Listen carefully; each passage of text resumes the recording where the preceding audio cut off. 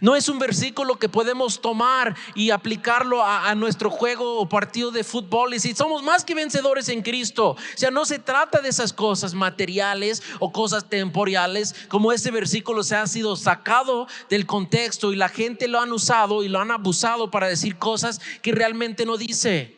Aquí está diciendo: en tribulación somos más que vencedores nosotros. Y hoy vamos a ver verso por verso cómo podemos saber realmente si tenemos la certeza de la salvación. Sí, Dios me ama, yo también me amo, está bien, y estamos bien, yo con Dios en eso, en que me ama, porque pues tiene mucha razón, porque yo también me amo, ¿verdad? Podemos así ser indiferentes.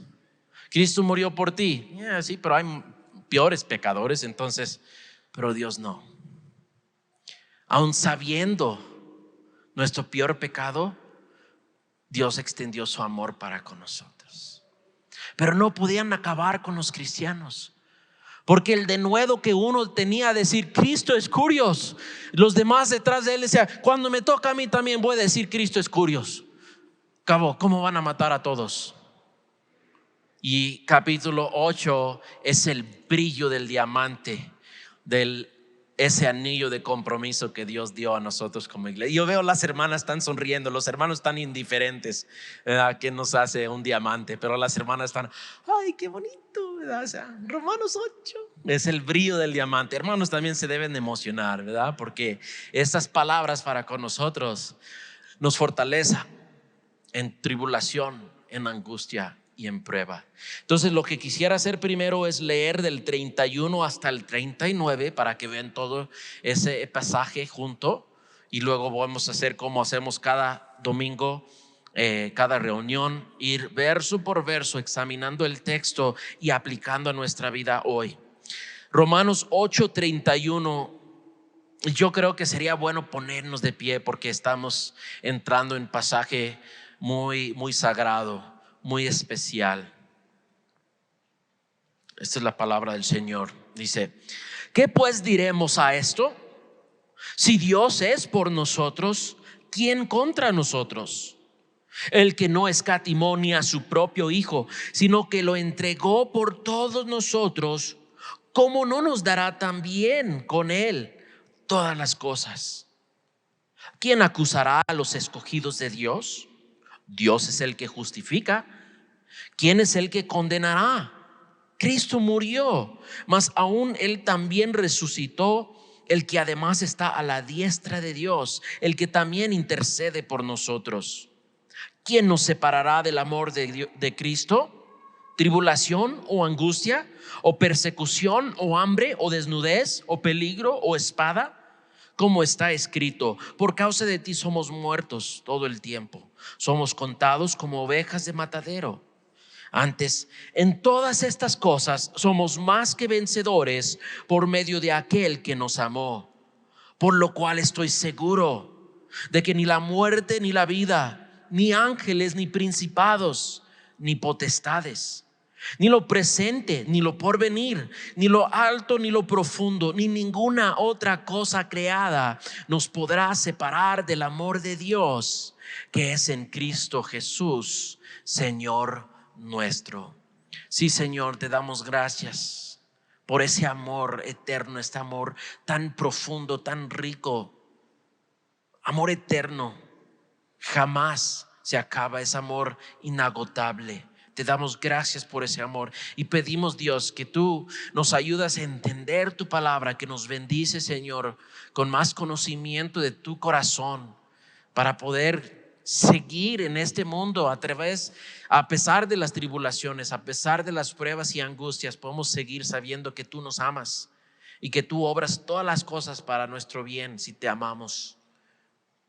Ayúdanos, Dios, a entender estas verdades espirituales que pueden cambiar nuestro destino eterno. Pido esto en el nombre poderoso de nuestro Señor y Salvador Jesucristo. Amén. Pueden tomar su lugar. Si este pasaje, en verdad, si ya lo escucharon, muchas de las alabanzas estaban basadas en este texto. Ustedes escucharon en la alabanza que Dios no escatimó ni a su único Hijo. Dios lo entregó. Y hablamos del amor eterno de Dios para con nosotros. Y hoy vamos a ver verso por verso cómo podemos saber realmente si tenemos la certeza de la salvación, si tenemos la certeza de que nada ni nadie nos puede separar del amor de Dios. Y cuando hablamos del amor de Dios, eso implica la salvación para los que Él ama. Y nada nos puede separar del amor de Dios. Por ende, nada nos puede robar de la salvación que Dios nos ha entregado por la fe en Cristo Jesús. Entonces vemos aquí en verso 31, Pablo empieza con una pregunta. Deje decirles que hemos llegado al punto en medio de Romanos. Estos 16 capítulos y capítulo 8 cerrando es casi el medio. Entonces nos da como un examen a medio tiempo, ¿verdad? No sé, los que les gustaron tomar exámenes en la escuela, a ver las manos de los que no les gustaron tomar exámenes. Ok, yo también levanto mi mano, siempre me ponía nervioso cuando decían que iba, porque el examen mostraba dónde estábamos, ¿verdad? El examen mostraba realmente si estábamos aprendiendo o no. Y luego también mostraba a mi mami y a mi papi, ¿verdad? Si yo estaba aprendiendo, ¿verdad? Pero a ver, hay algunos que les gusta ese examen. A ver si a alguien sí les gustaba cuando la maestra decía que va a haber un examen, una prueba. ¿Nadie? O una persona, ok, porque sí, nos muestra dónde estamos. Entonces, esta serie de preguntas, Pablo los diseña para probarnos si realmente hemos estado poniendo atención en Romanos. Y él dice, ¿qué diremos a estas cosas? ¿Verdad? Ahora, ¿cómo respondemos? ¿Cómo reaccionamos? ¿Qué vamos a decir a la luz de todas estas cosas? Y pueden estar preguntando, pues, ¿qué cosas, pastor? Hemos estado ya varios meses estudiando Romanos. ¿De qué se está hablando? Pues déjele doy un recordatorio. Porque en Romanos el tema principal es la justificación por medio de la fe. Y Pablo muestra tras un argumento bien planeado.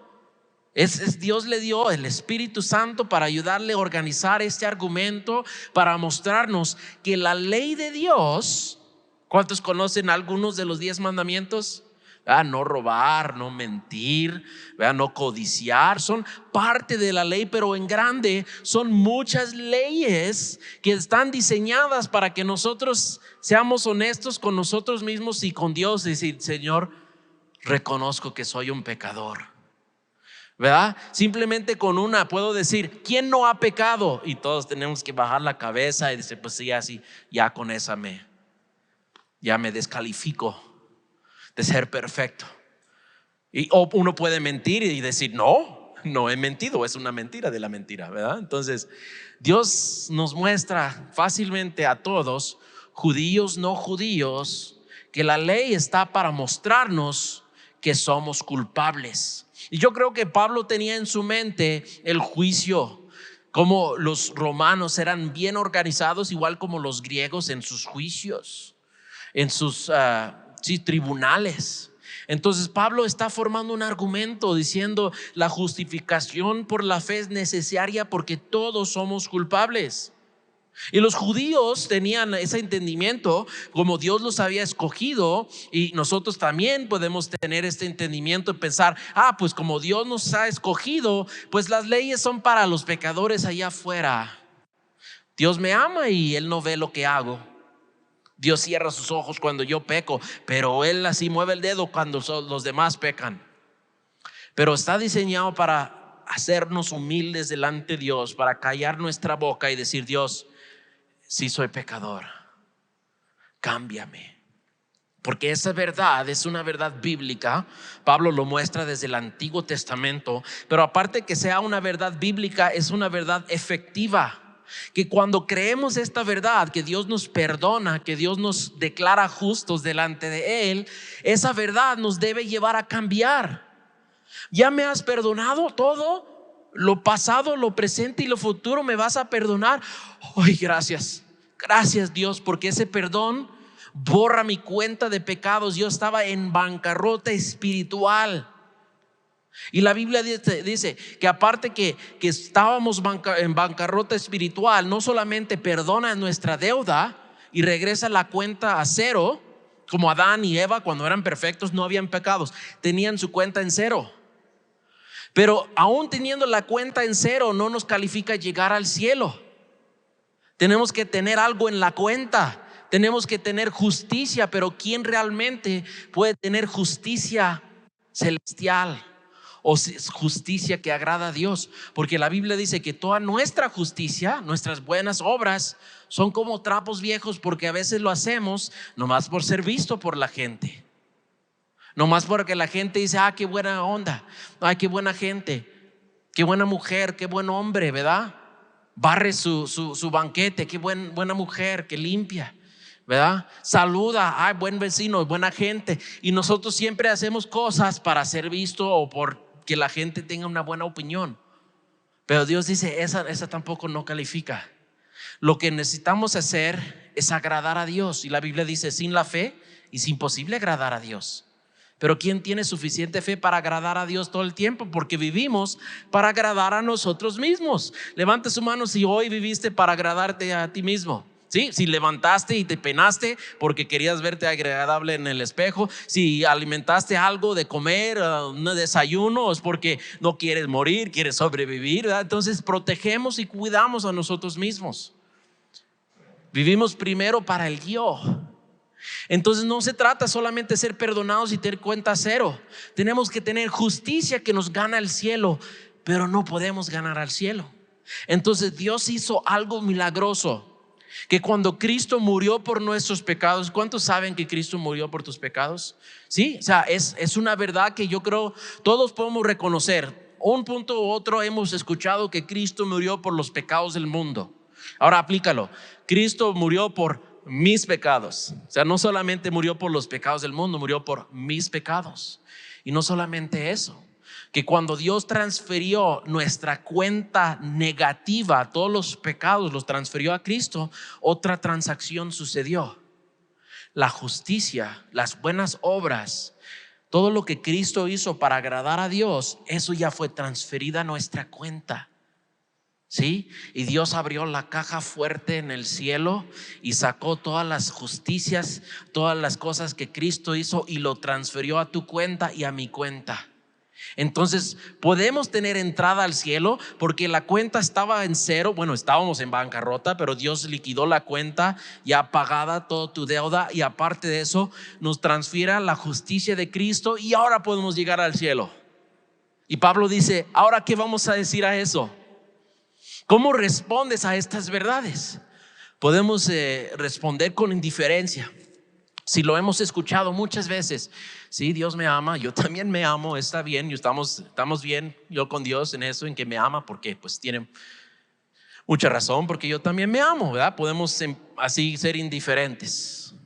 Cristo murió por ti, sí, pero hay peores pecadores, entonces bueno, tal vez una gotita de su sangre me limpió y los demás para los otros pecadores, porque son peores que yo. Y podemos compararnos y realmente mostrar indiferencia a esta verdad. ¿Qué es mostrar indiferencia? Es que estas verdades simplemente llega al oído, pero no llega al corazón. Y no lleva a una transformación en que quiero acercarme más a Dios. Si Dios me amó tanto que pagó mi cuenta negativa y me transfirió la justicia de Cristo, si Dios me amó tanto, yo voy a amarle a Él también. Muchas veces comparto en mis consejerías, matrimonios, que si tú tomas el primer paso y muestras amor para con tu cónyuge, aunque están así todos enojados, o sea, que tienen cara de gruñón, tú ámales, tú apapácheles, y va a ver que va a ser muy difícil que no te muestren amor, ¿verdad? Les voy a dar un ejemplo. A mí me gusta levantar de mañana. Bueno, a fulano le gusta levantar de mañana, pero a Mangana no. Entonces fulano tiene que ir a Mangana y hablarle bonito en la mañana para que no despierte bien, ¿cómo decir? ¿Verdad? Y no hay forma en que la persona responde así con negativismo. Si tú amas, Dios nos amó primero. Pero yo creo que si Dios puede ser sorprendido, pero no puede ser sorprendido, sorprende realmente que la gente no responde más a su amor, que hay tanto incrédulo. Pero la Biblia muestra Es porque el hombre amó más a las tinieblas que a la luz. El hombre ama más a sí mismo que a Dios. Pero Pablo está diciendo, ¿cómo respondemos a todo esto? ¿Qué diremos? Algunos responden con indiferencia, otros responden con entusiasmo. A decir, wow, Dios nos ama tanto. Bueno, si Dios nos ama tanto, que todo mi pecado, toda mi suciedad, todas mis, ¿cómo dice hermano siempre? Mis sinvergüenzas, ¿verdad? Si todas esas cosas Dios me los perdonó, entonces no hay nadie en que nos puede separar de Dios. Y es la conclusión de Pablo. Y es lo que nos va a mostrar. Mira, nada, ni tu pasado, ni tu peor pecado. Ahora, quiero que tomen un tiempo. Piensa en, no tu peor, pero tu segundo peor pecado. Piensa en eso ahorita. Y si los demás supieran de ese pecado, ¿se arrimarían o se alejarían más de ti? La realidad es si nosotros ahorita descubríamos nuestra peor vergüenza, nuestro pecado más feo, realmente nos veríamos unos a otros con otros ojos. Pero Dios no. Aun sabiendo nuestro peor pecado, Dios extendió su amor para con nosotros. Y extendió su mano y nos abraza y nos limpia y nos purifica, saca su trapo y justicia y nos limpia y nos baña y nos pone una ropa de rey, de justicia, de príncipe, de princesa, de reina. Nos viste en justicia de Jesucristo, porque es el amor de Dios para con nosotros. Y Pablo dice, si Dios es por nosotros, ¿quién contra nosotros? Pablo no dice qué vienen contra nosotros, él dice quién. Porque nosotros sabemos que tenemos un adversario, tenemos un enemigo. Y ese enemigo influye al mundo, influye en la cultura en contra de los hijos de Dios. Viendo la historia del pueblo de Israel, ¿cuántas veces no estaba a punto de extinción el pueblo de Israel? En Egipto, ¿no?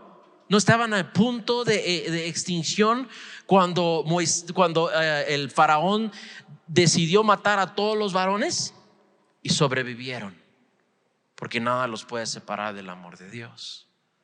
Cuando Hitler dijo, voy a deshacer con todos los judíos, aquellos que mataron al Señor, vamos a matarlos a todos, vamos a extinguirlos, pero siguen siendo el pueblo escogido de Dios. Aunque la mayoría no reconocieron a Jesús, Dios no ha terminado con ellos. Ni nada ni nadie puede separarlos del amor de Dios. Entonces ahora nosotros, hermanos, podemos llegar a esta conclusión: si Dios es por nosotros, ¿quién contra nosotros? Y cuando dice si Dios es con nosotros, claro, es algo condicional. Porque si nosotros no estamos con Dios, todas las cosas pueden venir en contra. Pero Pablo aquí lo pregunta en una forma condicional, pero asumiendo que los lectores, los que están leyendo la carta, son creyentes y van a afirmar: nadie. Porque Dios es con nosotros y nadie nos puede hacer frente. Nadie puede ser contra la iglesia de Dios. La Biblia dice: ni las puertas de Hades prevalecerán contra la iglesia. Entonces aquí, primera pregunta: ¿qué diremos?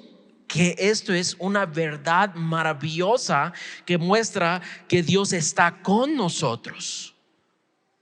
¿Quién puede venir en contra de nosotros? Ni el diablo. Porque si Dios es omnipotente, no hay fuerza más grande, no hay poder más grande que Él. Y Cristo dice que los que son míos, nadie nos los arrebata de mi mano. Cristo nos tiene así, seguros en su mano. Y el Espíritu Santo viene y nos sella, mostrándonos que somos de Dios, y Él nos guía en nuestras vidas. Y Cristo nos tiene en su mano, el Espíritu Santo nos tiene, y Cristo nos mete, Dios Padre nos meta debajo de su ala, para que nada ni nadie nos separa de su amor. Por eso es que todas las cosas Dios los obra para nuestro bien, Cuando respondemos a su amor, Dios tiene un propósito con cada prueba, cada tribulación, cada angustia. Dios los puede usar para conformarnos a la imagen de Cristo Jesús. Y Pablo sigue con preguntas. Dice en verso 32: el que no escatimó ni a su propio Hijo, sino que lo entregó por todos nosotros, ¿cómo no nos dará también con él todas las cosas? Pablo aquí hace un argumento que se llama de mayor a menor. Y ese argumento de mayor a menor, como Dios nos ha dado ya lo mayor, ya lo más grande, ¿cómo no nos dará también todas las cosas?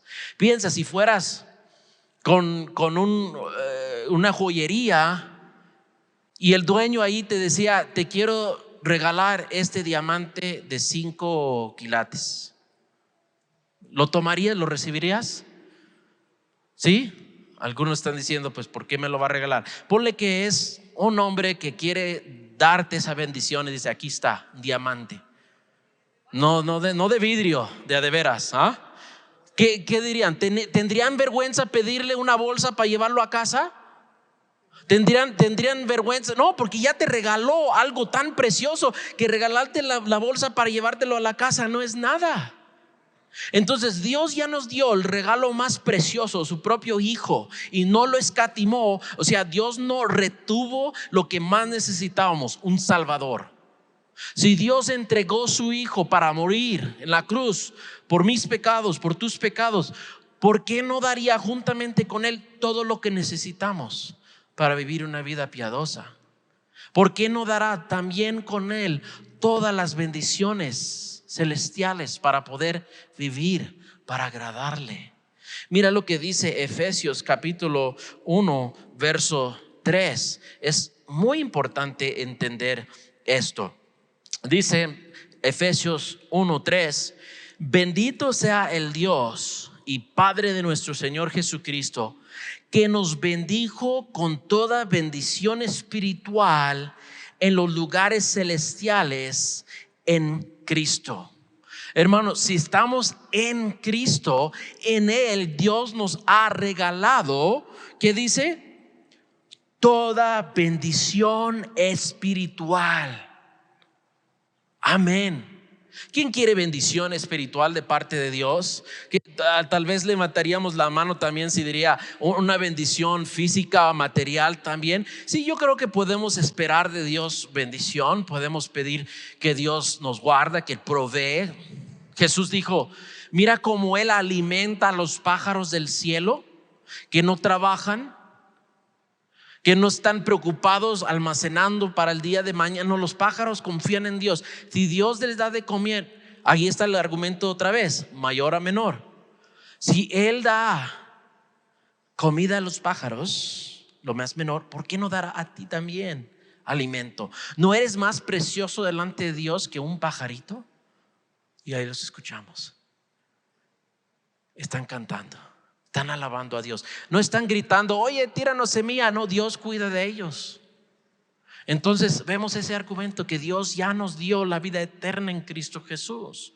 ¿Por qué no nos daría toda bendición? ¿Qué es esa bendición? Perdón, ya hablamos de perdón. Justicia, nos regala la justicia de Dios, ya hablamos de eso. La paz, de que tenemos paz con Dios, de que Dios está con nosotros. Dios muestra que está con nosotros, que está por nosotros, porque Él entregó su Hijo. No lo escatimó. Jesús muestra que está por nosotros porque Él mismo se entregó en la cruz. Él dijo a los discípulos: ¿no sabes que puedo llamar legiones de ángeles y ahorita me rescatan? Pero no me quita mi vida, yo mismo lo pongo. Y el Espíritu está con nosotros porque leímos que el Espíritu nos ayuda. Cuando no sabemos qué orar, el Espíritu nos ayuda, intercede por nosotros delante de Dios. Entonces Dios está por nosotros. Hermanos, nos hace bien recordar cuando le levantamos antes de enfrentar al mundo con todo lo que enfrentamos hoy en el día. Recordar: Dios, gracias por estar conmigo. Y si es necesario, vete en el espejo y decir: Jesse, Dios está contigo. No te alejes de Él. Dios está contigo. acércate más a Él. Sí, nos hace bien recordar que Dios está con nosotros y nos ha bendecido con toda bendición espiritual. La más grande de ellas es la salvación. No solamente ser salvo del infierno. Muchas veces pensamos, ya no tengo que preocuparme por ir a ese lugar, el infierno. No. Lo más precioso es que podríamos ir al cielo, que tenemos la certeza de ir al cielo y estar en la presencia de Dios. Y eso es lo más precioso de la salvación. Me salvó lo que realmente yo merecía, el infierno, y me regaló el cielo y la eternidad en su Hijo Cristo Jesús. Es algo tan hermoso que podemos decir, wow, si Dios hizo tanto por mí, no tengo que tener miedo ni del diablo ni de sus demonios, porque Dios me dio todo. Verso 33 dice: ¿quién acusará a los escogidos de Dios? Esa es otra pregunta. ¿Quién? La palabra diabolos, que nosotros en español decimos diablo, pero diabolos realmente en el griego quiere decir acusador. Es el acusador del hombre. El diablo es tan furioso con la raza humana porque fuimos hechos en la semejanza e imagen de Dios y tenemos un privilegio que Él jamás va a tener. Estar glorificado juntamente con Cristo Jesús. Él jamás tuvo ni va a tener esa oportunidad. Y está infuriado con eso y con nosotros porque somos escogidos de Dios, que somos el ojo, o como dice, la niña de su ojo, somos la corona de su creación.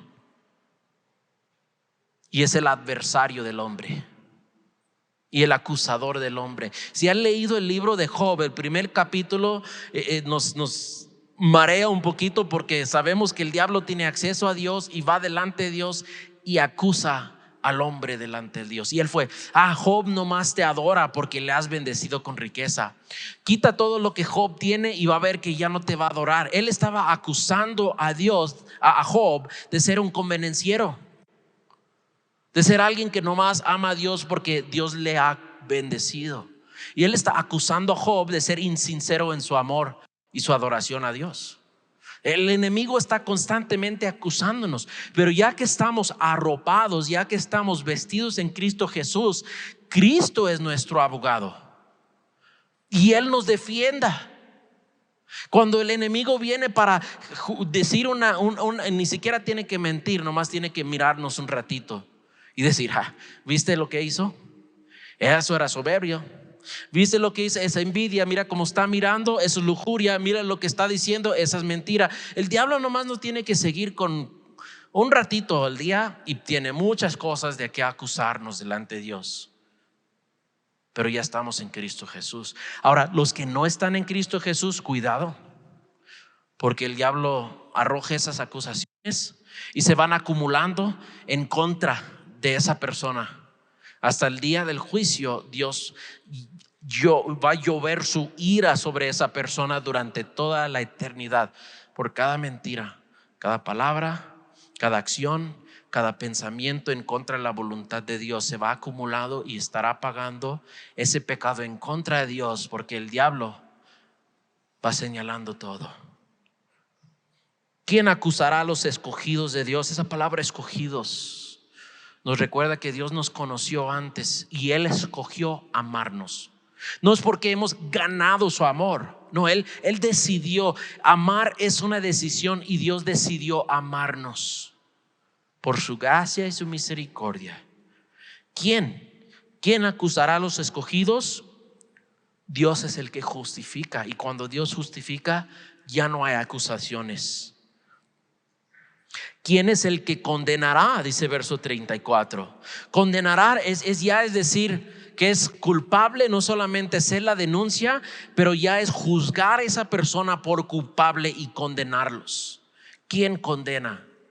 Y aquí Pablo nos dice algo que nos debe dar paz, saber que ya no hay condenación. Como este capítulo 8 abrió diciendo: ahora pues, verso 1, ninguna condenación hay para los que están en Cristo Jesús. Esa verdad dice: como estamos en Cristo Jesús, ya no hay condenación. Para los que no están en Cristo Jesús, serán condenados por no creer en el Hijo unigénito, en aquel que tomó nuestro lugar. Cristo murió en la cruz por los pecados de todo el mundo.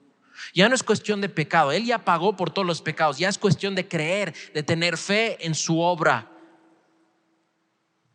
y creer en Él. Y ya su justicia se transfiera cuando decidimos creer. ¿Quién acusará a los escogidos? ¿Quién condenará?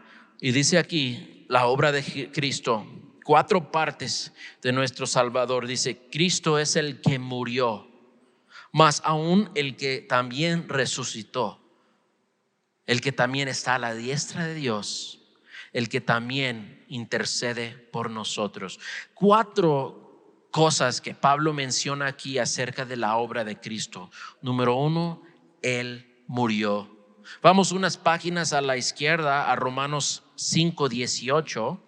Romanos 5:18 y 19.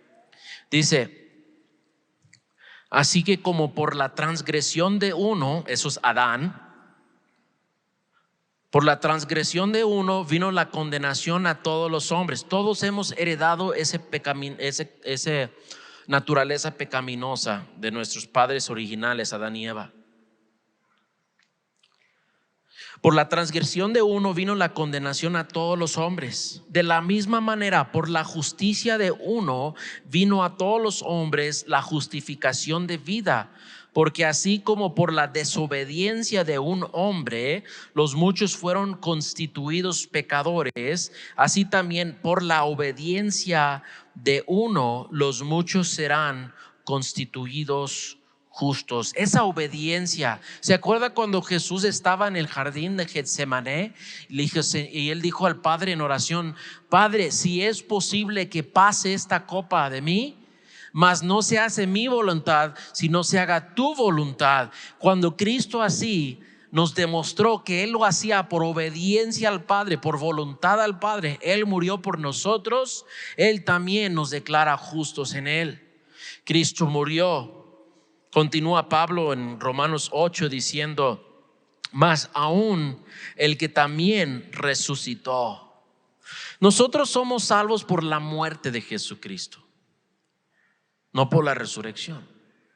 Pero la resurrección muestra que su sacrificio, su muerte expiatoria fue aceptada por Dios, y por eso lo resucitó, para probar a nosotros, a todo el mundo, que su sacrificio fue aceptado. ¿Sí? Mira lo que dice en Romanos 4:25. Romanos 4:25. Dice: el cual fue entregado por nuestras transgresiones y resucitado para nuestra justificación. Dios muestra que estamos justificados a mostrar que Cristo venció la muerte, que su sacrificio fue recibido. Continúa Pablo diciendo: el que además, o sea, el que murió, más aún el que también resucitó, el que además está a la diestra de Dios, muestra su lugar de poder. Cristo fue nuestra provisión cuando murió. Dios dio prueba que fue aceptado en la resurrección, y ahora Dios muestra que está en lugar de poder. Cristo está a la diestra de Dios. Y familia, no hay nadie más a la diestra de Dios. Nadie más tiene ese acceso delante de Dios para hacer esta segunda parte. El que también intercede por nosotros. Cristo está en ese lugar de poder, está a la diestra de Dios y intercede por nosotros. Porque aparte de ser nuestra provisión, demostrar la prueba que Él resucitó, que fue aceptado, que tiene un lugar de poder y que Él intercede por nosotros, Él nos ayuda a perseverar en Él porque intercede. Él está de la diestra de Dios, y cuando tú y yo pasamos por tribulación, por angustia, por tentación, Cristo está intercediendo por nosotros. Jesús dijo a Pedro: Pedro, Satanás te ha pedido para zarandear como trigo, pero yo estoy orando por ti, para que una vez que seas convertido fortaleces a tu hermano.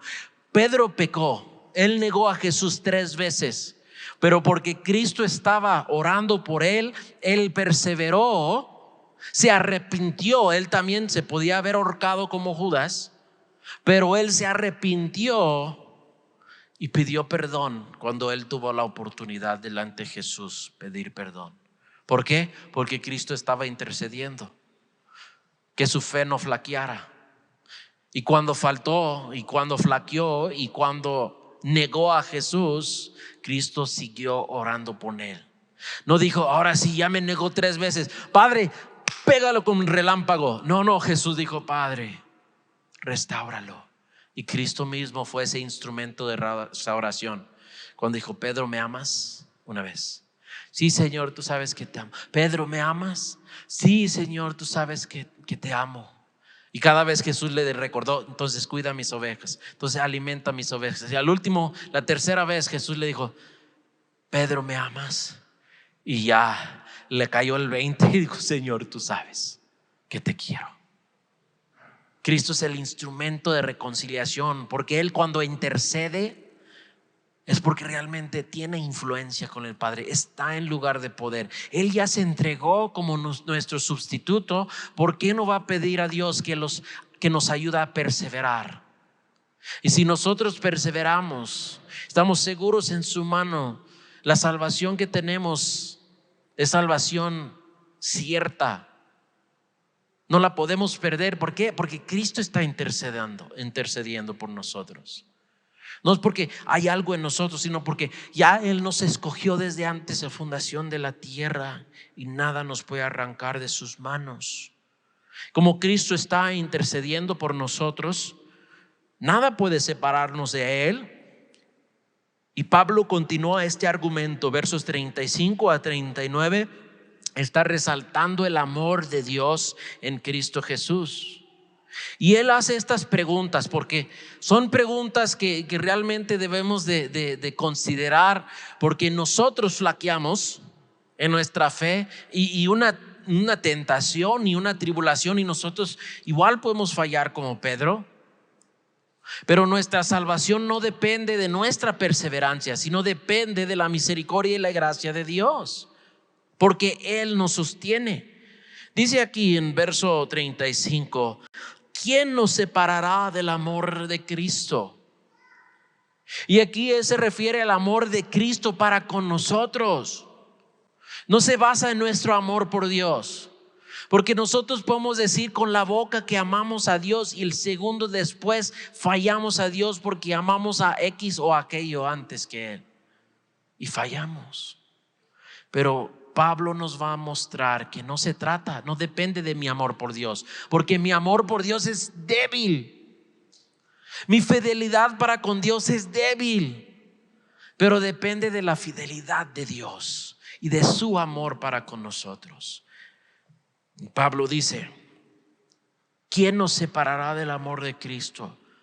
Tribulación, angustia, persecución, hambre, desnudez, peligro o espada. Y la iglesia en Roma estaba sufriendo persecución. No fue fácil ser un cristiano en la ciudad de Roma o el imperio romano. Cada año los ciudadanos romanos tenían que declarar su amor, su lealtad hacia César, y tenían que declarar, pagar su tributo. César es Curios, Curios es Señor. Tenían que decir César es Señor cuando pagaban su tributo. Y los cristianos también. Pero si decían Cristo es Curios, inmediatamente la persecución, la cárcel, pierden su trabajo, pierden su lugar de posición. Y los cristianos estaban así. ¿Qué hacemos? Nos van a obligar a llamar a César Curios. Y uno tras otro confesaron que Cristo es el Señor y negaban a decir las palabras César es Curios. Decían Cristo es el Señor, y uno tras otro, y eventualmente se amontonaron tanto que el mismo emperador romano tenía que decir: no podemos ganar a estos cristianos, aunque los matamos, aunque los metemos en la cárcel, no podemos acabarlos. Y decidieron mejor declararlo la religión del imperio, y ahí entró la corrupción, pues otra historia.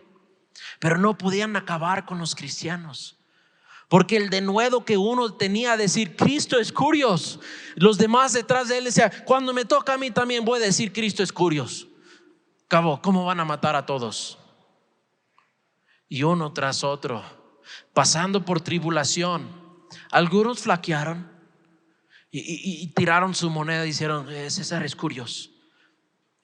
Y tal vez uno diría: ya perdieron su salvación. No dependía en ellos, no dependía en eso, dependía en el amor de Dios, que Cristo sabe que enfrentado con una espada cualquier persona puede ser débil y negarlo. ¿No lo negó Pedro 3 veces?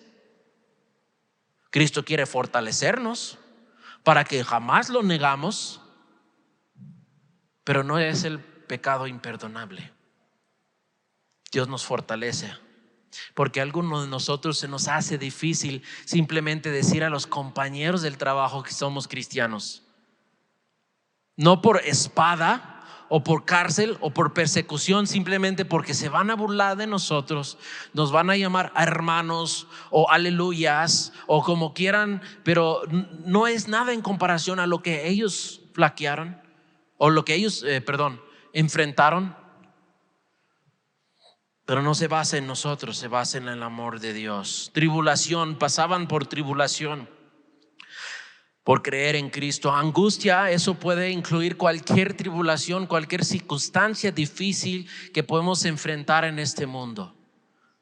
Y Pablo dice persecución, eso específicamente ser perseguidos por asociarnos con Cristo Jesús. Y la persecución incluye hambre, porque al asociarse con Cristo Jesús, la gente los corrían de sus trabajos o los aislaban en la cultura o en la sociedad o en la economía y no trabajaban con ellos, no les daban oportunidad a trabajar. Eso los llevaba a hambre o desnudez o el peligro, porque muchos tomaban a los cristianos, los echaban de sus casas y se adueñaban de todas sus posesiones. Hicieron eso hace 3 años en Afganistán, cuando Estados Unidos se retiraron todos sus soldados, su esfuerzo, su protección del gobierno que ellos habían establecido, un gobierno democrático. Cuando Estados Unidos decidió: ya no necesitamos soldados en Afganistán, rápidamente el talibán fue en contra de ese gobierno, y ese gobierno, ya sin respaldo, se fueron huyendo. Y ellos se adueñaron del gobierno y empezaron luego a enfrentar o a enforzar sus leyes de Islam. Sharia law se llama.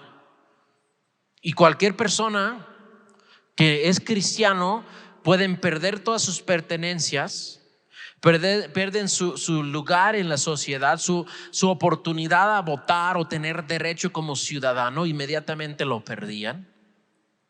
Mujeres ya no podían ir a la escuela, aunque fueran mujeres musulmanes. Ya tenían que tapar su cara, taparse su rostro y no mostrar su figura. Tenían que poner eso, lo que se llama el burka. Y estamos hablando de hoy, o sea, 2021, 2022, apenas, o sea, no estamos hablando de hace 100 años, hermanos. Y todos los cristianos tuvieron que huir de Afganistán.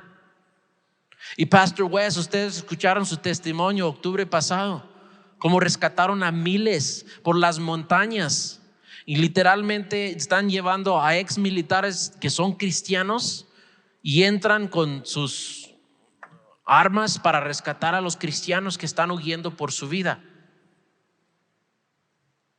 Eso está sucediendo todavía en el mundo. Y aunque tienen que correr con hambre, desnudos, en peligro, o aquí dice espada, ahí también cuenta el AR-15 o el AK-47 o cualquier armamento que están usando hoy para matar a cristianos. Y dice en verso 34, está citando Salmo 44, 22, como está escrito: por causa de ti somos muertos todo el tiempo, Somos contados como ovejas del matadero. Aún los judíos en el Antiguo Testamento sufrían persecución. Y ellos tenían esta cita en el Antiguo Testamento diciendo que reconocen que estaban sufriendo simplemente por pertenecer a Dios. Y asociaban su sufrimiento, su persecución, su hambre, su peligro, la espada, la desnudez, todo lo que sufrían, entendían que fue por asociarles con Dios, por pertenecer a Él. Y verso 37. Yo creo que podríamos hacer un sermón solamente en verso 37, porque dice: antes, en todas estas cosas. ¿Cuáles cosas? La tribulación, la angustia, la persecución, el hambre, el desnudez, el peligro. En todas estas cosas somos más que vencedores por medio de aquel que nos amó. Hermanos, este versículo es referencia a sufrir por Cristo. No es un versículo que podemos tomar y aplicarlo a nuestro juego o partido de fútbol y decir: somos más que vencedores en Cristo. O sea, no se trata de esas cosas materiales o cosas temporales, como este versículo se ha sido sacado del contexto y la gente lo han usado y lo han abusado para decir cosas que realmente no dice. Aquí está diciendo: en tribulación somos más que vencedores. En persecución, más que vencedores. Y yo creo que se ha convertido también en cliché esa palabra, más que vencedores.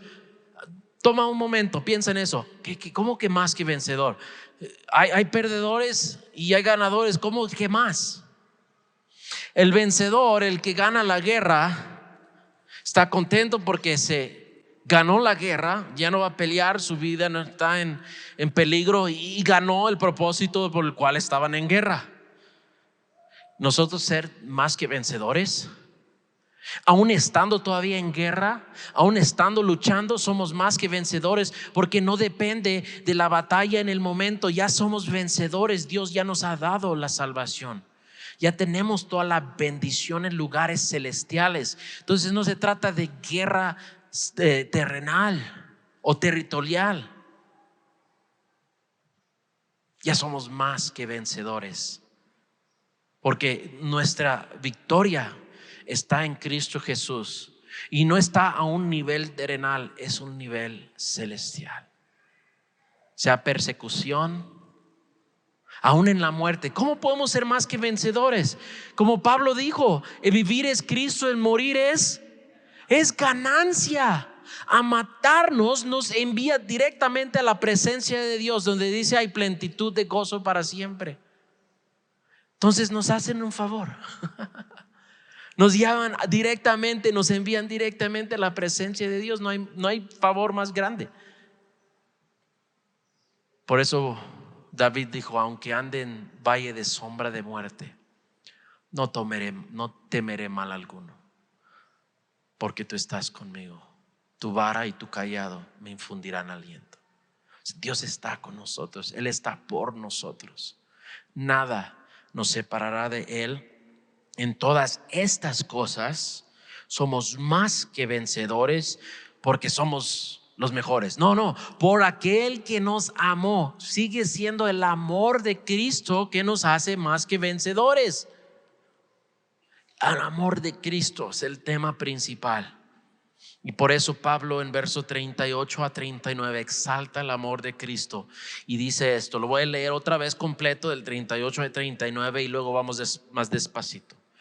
Dice: por lo cual estoy seguro de que ni la muerte ni la vida, ni ángeles ni principados, ni potestades, ni lo presente ni lo porvenir, ni lo alto ni lo profundo, ni ninguna otra cosa creada nos podrá separar del amor de Dios que es en Cristo Jesús, Señor nuestro.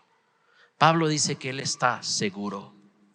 Él lo tiene por cierto, por seguro. Él está convencido y esto le da convicción. Hay algunos que creen y tienen entendimiento en la palabra de Dios, pero no suficiente para formar en ellos convicciones.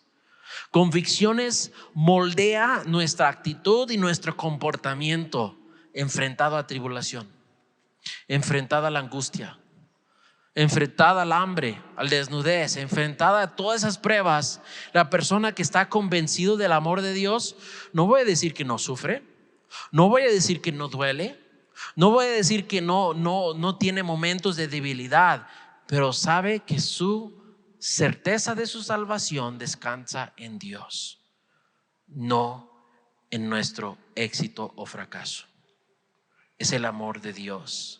Y Pablo tiene por seguro que nada ni nadie puede separarnos de este amor de Dios. Y esas convicciones nos puede formar, hacer fuertes. Hace falta fuertes creyentes enfrentando a tribulación. Aunque estamos llorando, vamos confiados. Aunque estamos con miedo, seguimos confiando en Dios. Aunque no sabemos cómo esto va a obrar para bien, seguimos confiando en Dios. Pablo aquí da una lista, da en pares. Son 4 pares y 2 cosas individuales. Primer par dice: ni la muerte ni la vida. Aquí está el contraste. Ni la muerte ni la vida nos puede separar del amor de Dios. Y uno dice, pues ¿cómo pues la vida? ¿Cómo es que la vida nos puede separar de Dios? Primero vamos a hablar de la muerte. La muerte, como dije, nos lleva inmediatamente a Dios. La muerte no es algo para temer porque no nos aleja de Dios. Pero a algunos la vida los aleja de Dios.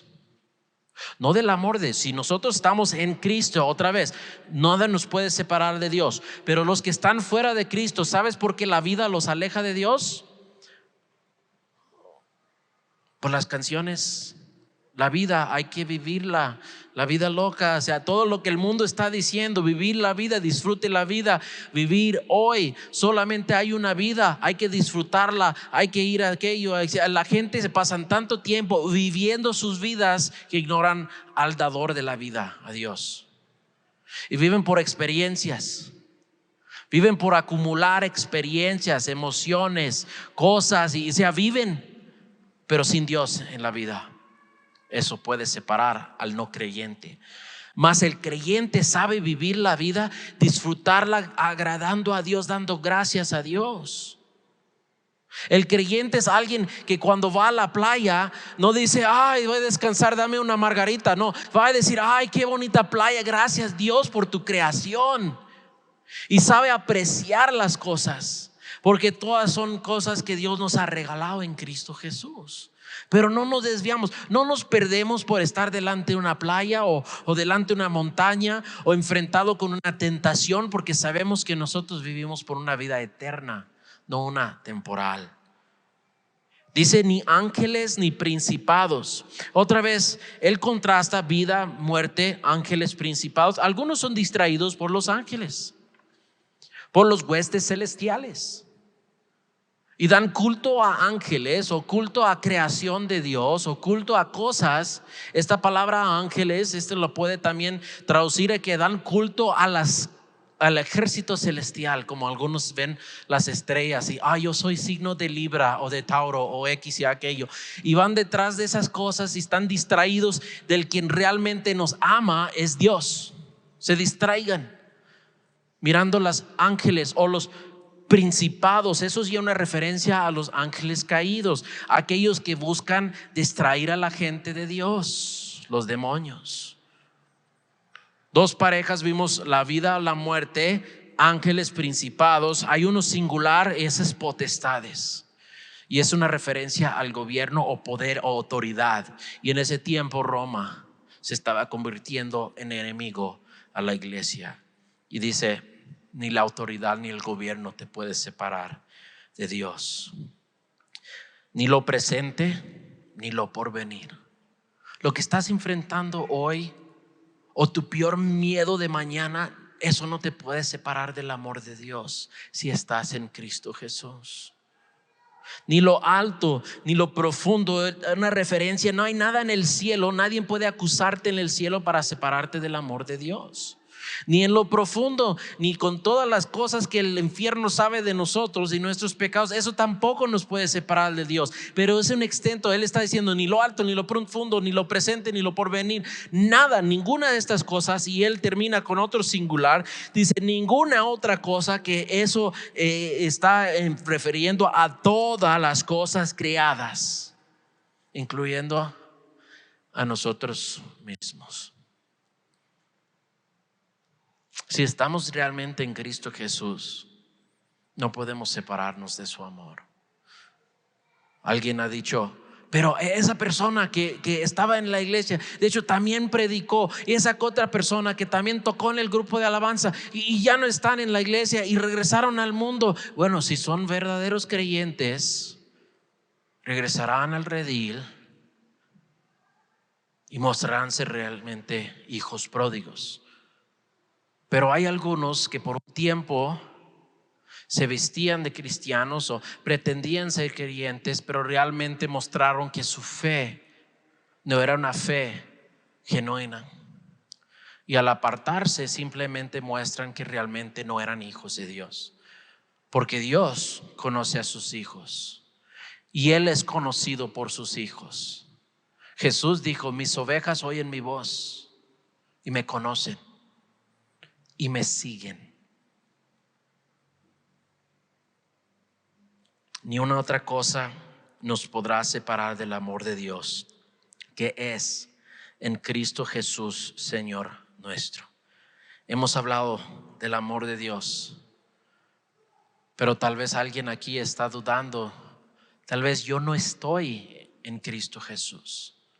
¿Qué tengo que hacer para estar en Cristo Jesús? ¿Qué tengo que hacer para ser el objeto de su amor?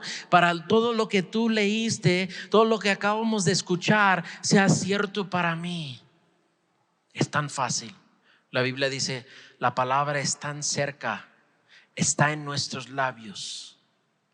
Es decir, Señor, yo creo que tú me amas, que tú entregaste tu Hijo, que murió por mí, que resucitó, que está a tu diestra y intercede por mí. Yo creo eso. Te entrego mi vida. Quiero formar parte de tu familia.